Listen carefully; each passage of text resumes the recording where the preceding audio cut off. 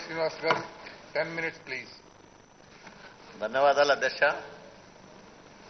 ఈరోజు అత్యంత ప్రధానమైన ఆంధ్రప్రదేశ్ రాష్ట్ర భవిష్యత్తుకు అత్యంత అవసరమైన ఒక విషయాన్ని గురించి మనం చర్చించుకోవడం, దాన్ని కూడా మన సహచర సభ్యులు కొంతమంది రాజకీయ ప్రయోజనాల కోసం రాష్ట్ర ప్రయోజనాలను పణంగా పెట్టే విధంగా మాట్లాడడం దురదృష్టకరం. మనం కోరుకున్న విభజన కాదు అధ్యక్ష. ఇది రాజధాని లేకుండా అప్పులు నెత్తన పెట్టుకొని ముఖ్యమంత్రి గారు చెప్పినట్లు ఇక్కడికి వస్తే మనల్ని ఆదుకుంటాడు అని నమ్మి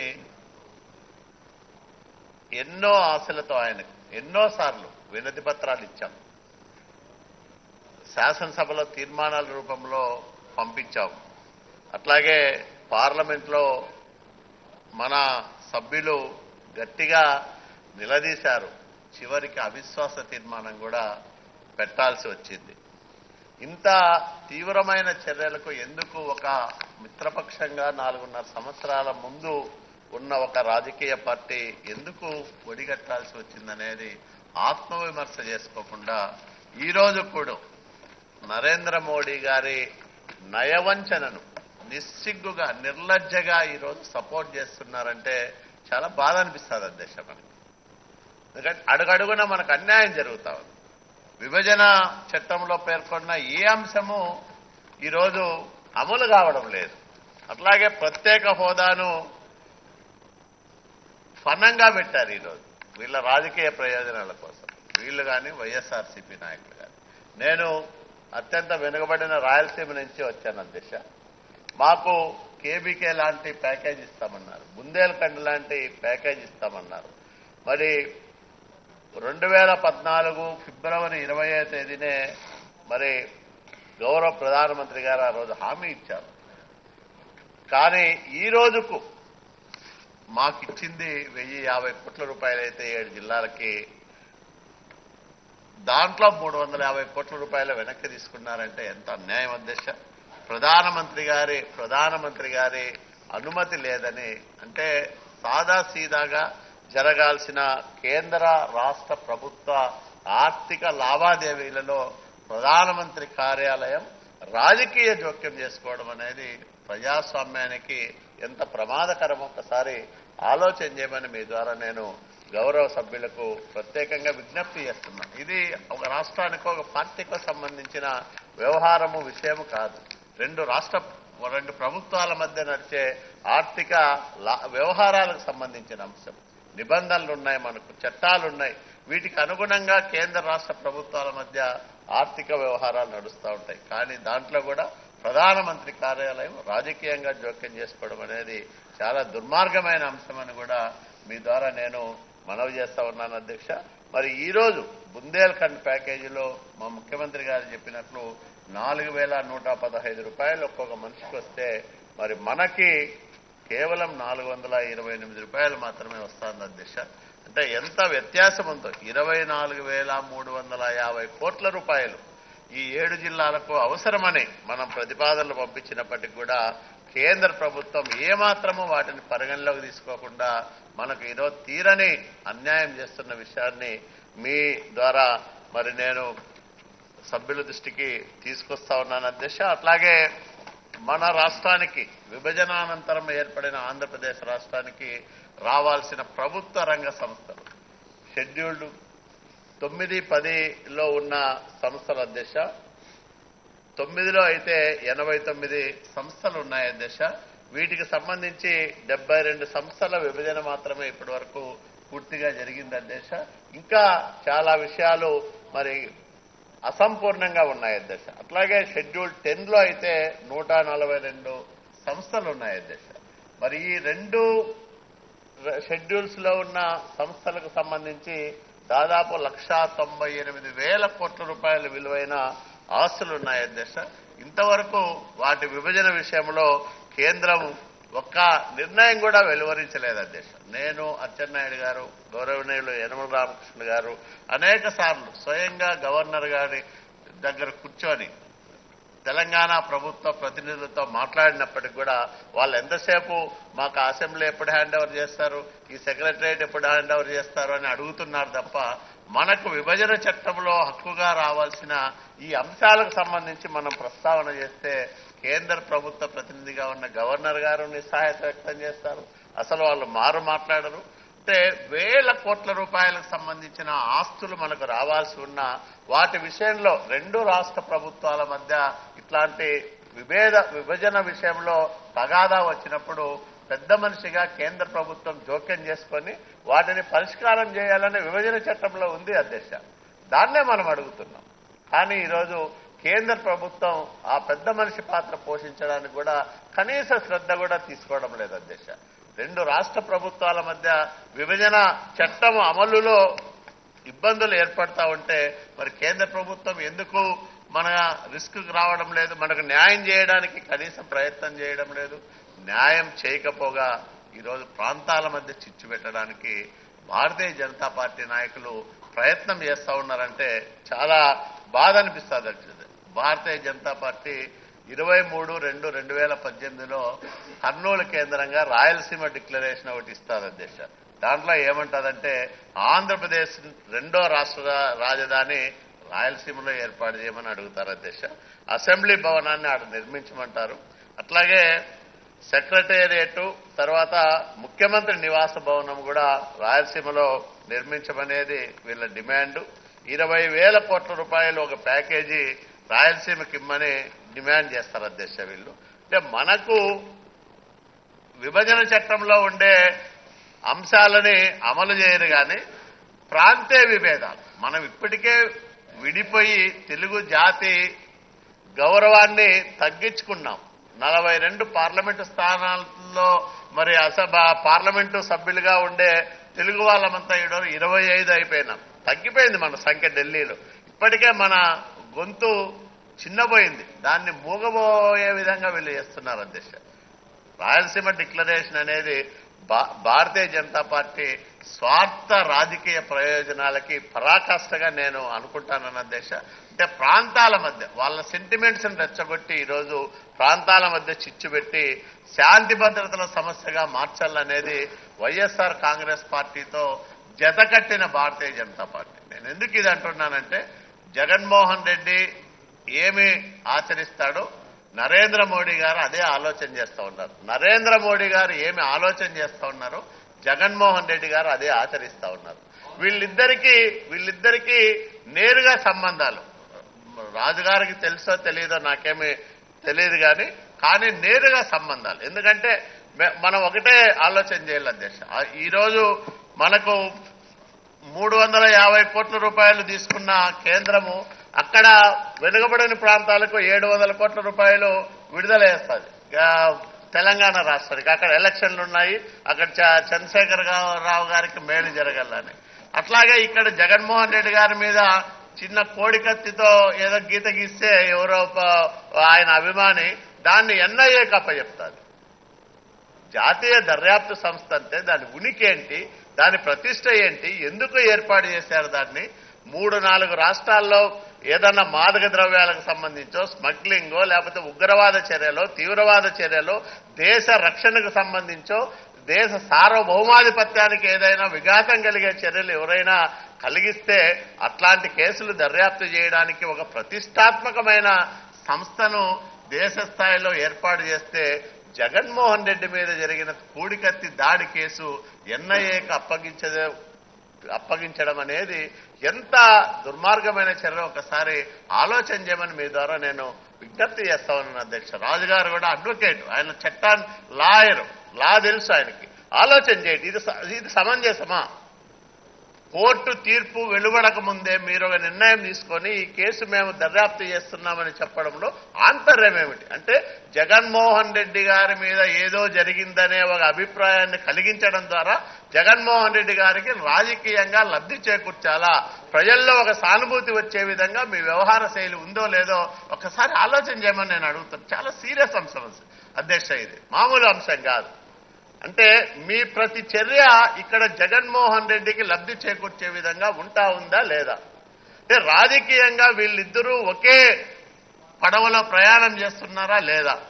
ఆలోచన చేయండి మీరందరూ. అంటే ఇంత దుర్మార్గంగా రాష్ట్ర ప్రయోజనాలని, తర్వాత ప్రతిష్టాత్మకమైన సంస్థల గౌరవాన్ని కూడా మీ రాజకీయాల కోసం పణంగా పెడతా ఉన్నారంటే ఇంతకంటే దుర్మార్గం మరొకటి ఉండదు. ఈరోజు చూస్తా ఉన్నాం అధ్యక్ష, రాష్ట్ర వ్యాప్తంగా నరేంద్ర మోడీ గారి నిరంకుశ విధానాలకు ఒక విప్లవకవి చెప్తాడు, నియంతృత్వం ఏది అయినా నిలువదేళ్ల జగతిపై దురాత్ములైన హిట్లరాదులు ఒరిగిపోయి రురిగిపోయి అని. నరేంద్ర మోడీ గారెంత, ఆయన సపోర్ట్ చేస్తున్న జగన్మోహన్ రెడ్డి గారెంత, పెద్ద పెద్ద నియంతలే మరి కాలగర్భంలో కలిసిపోయారు. నియంతృత్వం ఏది కూడా ఈ భూప్రపంచం మీద ఎంతో కాలం నిలిచిన దాఖలాలు లేవు. అదే గతి నరేంద్ర మోడీ గారికి కూడా పడుతుంది. కాబట్టి ఈరోజు నేను ఒకటే విజ్ఞప్తి చేస్తా ఉన్నా. మాణిక్యాలరావు గారు చెప్పారు, ఏదో ఇళ్లన్నీ కూడా బ్రహ్మాండంగా ఇచ్చారు కేంద్ర ప్రభుత్వం రాష్ట్రానికి అని ఓ మాట చెప్పారు అధ్యక్ష. ఈ రాష్ట్ర ప్రభుత్వం చంద్రబాబు నాయుడు గారి నాయకత్వంలో 20,18,390 ఇళ్ల నిర్మాణాన్ని చేపడితే ఇందులో కేంద్రం ఇచ్చింది అధ్యక్ష 1,26,000 ఇళ్లు మాత్రమే అధ్యక్ష. మనము మన సొంత డబ్బులతో అంటే మొత్తం 32,676 కోట్ల రూపాయలు ఈ ఇళ్ల నిర్మాణానికి గ్రామీణ ప్రాంతాల్లో మనం ఖర్చు పెడతా ఉంటే, మన సొంతంగా మన రాష్ట్ర ప్రభుత్వం ఎన్టీఆర్ గృహ నిర్మాణ కార్యక్రమం కింద ఖర్చు పెడుతున్న డబ్బులు 29,837 కోట్ల రూపాయలు. అంటే మొత్తం 32,576లో 29,837 కోట్లు తీసేస్తే 2,800 కోట్ల రూపాయలు వాళ్ళ సహాయం అధ్యక్ష PMAY గ్రామీణ కింద. మనము ఈ రాష్ట్రంలో గ్రామాల్లో నివసించే వాళ్ళు దాదాపు 20,98,513 మంది నిరుపేదలు, నిరాశ్రయులు ఇంకా ఇళ్ల కోసం దరఖాస్తు చేసుకున్నారు. వీళ్లకు ఇల్లు కేటాయించమని పదే నేనే 2-3 సార్లు ఢిల్లీకి వెళ్లి వెంకయ్యనాయుడు గారి ద్వారా చెప్పించా, తోమర్ గారిని కలిశాం. అక్కడుండే అధికారులందరికీ కూడా పదే విజ్ఞప్తి చేస్తున్నప్పటికీ కూడా మనకి కేవలం 1,26,000 ఇల్లు గ్రామాలకి, నేను పట్టణాల విషయం మాట్లాడడం లేదు, ఎందుకంటే నేను గ్రామీణ ప్రాంతాల్లో గృహ నిర్మాణ కార్యక్రమాలని పర్యవేక్షించే బాధ్యతను నిర్వర్తిస్తున్నాను కాబట్టి నేను ఈ విషయం చెప్తున్నాను అధ్యక్ష. ఈ 20,98,000 మందిలో కూడా ఇప్పటికే అన్ని ఆధారాలతో సహా 10,91,956 మందికి సంబంధించిన వివరాలు రిజిస్ట్రేషన్ చేశాం. వాళ్ళ మొబైల్, వెబ్సైట్ సర్వీసులన్నీ ఇచ్చాం, ఆధార్ నంబర్లు ఇచ్చాం. కేంద్ర ప్రభుత్వం ఏ నిబంధనలు అయితే పెట్టిందో ఆ నిబంధనల ప్రకారం ఈ 10,91,000 మందికి సంబంధించిన రిజిస్ట్రేషన్ పూర్తి చేశాం. ఒక్క ఇల్లు అంటే ఒక్క ఇల్లు ఇవ్వడం లేదు అధ్యక్ష. మేము అడిగాం అధ్యక్ష, కనీసం మీరు 2022 నాటికి అందరికీ ఇల్లు కట్టిస్తాం దేశంలోనే అంటా ఉన్నారే, మరి మాకు సంవత్సరానికి ఒక 5 లక్షల ఇళ్లన్నా ఇవ్వండి. అట్లా ఇవ్వకపోతే మేము ఎట్లా ఇల్లు కట్టించుకుంటాం అందరికీ ఈ రాష్ట్రంలో అంటే ఇంతవరకు అదనంగా మనకు ఆ 1,26,000 కాకుండా ఇన్ని విజ్ఞప్తులు చేస్తున్నప్పటికీ ప్రధానమంత్రి మనసు గరగడం లేదు, కేంద్ర ప్రభుత్వం మనసు గరగడం లేదు అధ్యక్ష. అందుకనే రాష్ట్ర ముఖ్యమంత్రి గారు ఒకటే నిర్ణయం తీసుకున్నారు, కేంద్రం సహకరించకపోయినా ఈ రాష్ట్రంలో ప్రతి ఒక్కరికి ఇల్లు కట్టించాలని 10 లక్షల ఇల్లు మన సొంత ఖర్చుతో కట్టిస్తున్నాం అధ్యక్ష. రాష్ట్ర ప్రభుత్వం తన సొంత నిధులతో అప్పులు చేసి ఈరోజు పేదవాడికి ఇల్లు కట్టించే ఒక పవిత్రమైన యజ్ఞాన్ని చేస్తా ఉంది అధ్యక్ష. మరి రాజుగారు ఇవన్నీ కూడా తెలుసుకోవాలా, ప్రధానంగా మాణిక్యాలరావు గారు కూడా ఇవన్నీ తెలుసుకోవాలి అధ్యక్ష. కేంద్ర ప్రభుత్వం ఈ రాష్ట్రం పట్ల చూపిస్తున్న వివక్షకి, అట్లాగే కేంద్ర ప్రభుత్వం ఈ రాష్ట్రం పట్ల చూపిస్తున్న ఒక కక్షపూరితమైన విధానానికి అన్ని వర్గాల ప్రజల అధ్యక్ష ఈరోజు రాష్ట్రంలో ఎక్కడ ఏ మూలన తీసుకున్నా అందరూ రోడ్ల మీదకి వచ్చి తీవ్ర నిరసన వ్యక్తం చేస్తున్నారు.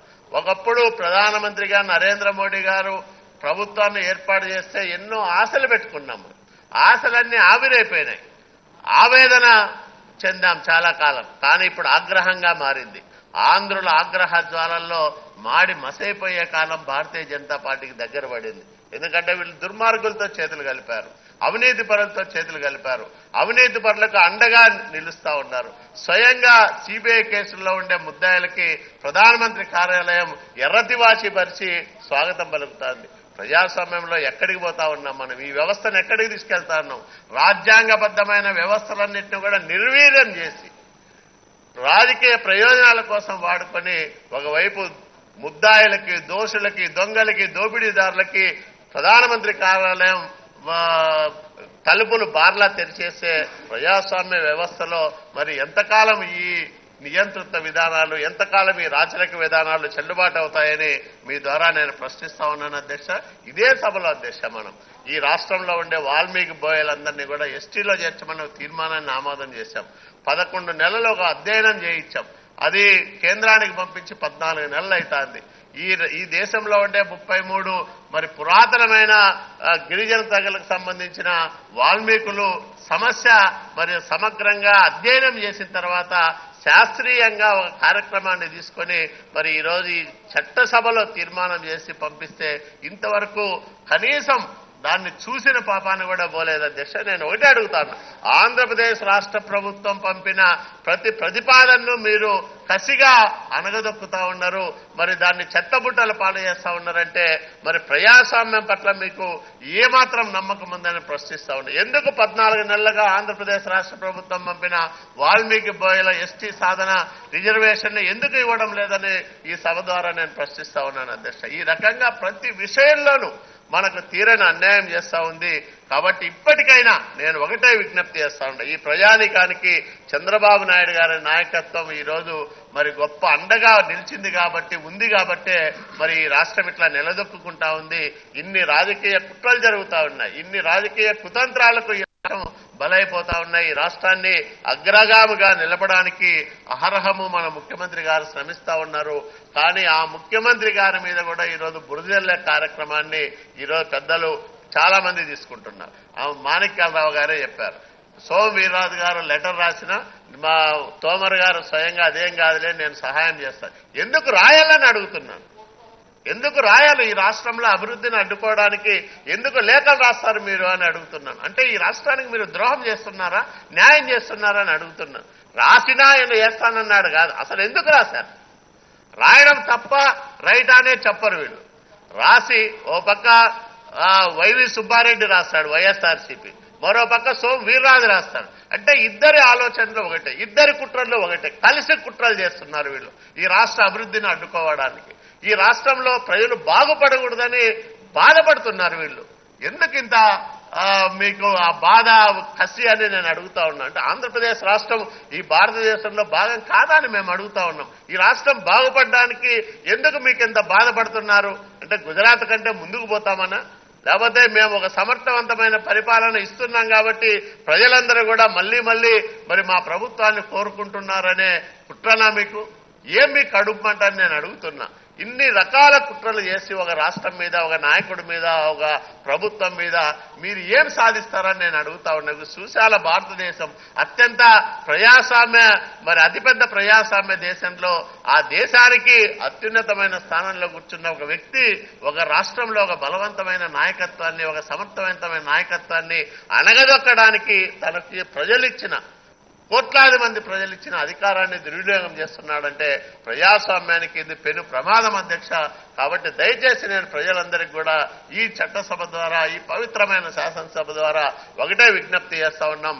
అందరం కలిసి ప్రజాస్వామ్యాన్ని రక్షించుకోవడానికి, ఈ దేశాన్ని రక్షించుకోవడానికి, కోట్లాది మంది త్యాగదనుల ఫలితంగా మరి మనం అనుభవిస్తున్న ఈ స్వాతంత్ర ఫలితాలు దక్కించుకోవడానికి అందరం కలిసికట్టుగా నరేంద్ర మోడీ గారి నియంతృత్వానికి వ్యతిరేకంగా పోరాటం చేద్దాం. ఆ పోరాడుతున్న చంద్రబాబు నాయుడు గారి వెనకాల నిలుద్దాం. ఆయన నాయకత్వాన్ని మరింత బలోపేతం చేద్దాం. ఈ రాష్ట్రంలో రాజ్యాంగ వ్యవస్థలను పరిరక్షించుకుందాం. ఈ రాష్ట్రంలో ప్రజాస్వామ్యానికి ఎదురవుతున్న పెను ప్రమాదం నుంచి ప్రజాస్వామ్యాన్ని రక్షించుకుందామని మీ ద్వారా ప్రజలందరికీ నేను విజ్ఞప్తి చేస్తూ సెలవు తీసుకుంటున్నాను అధ్యక్ష. Thank you.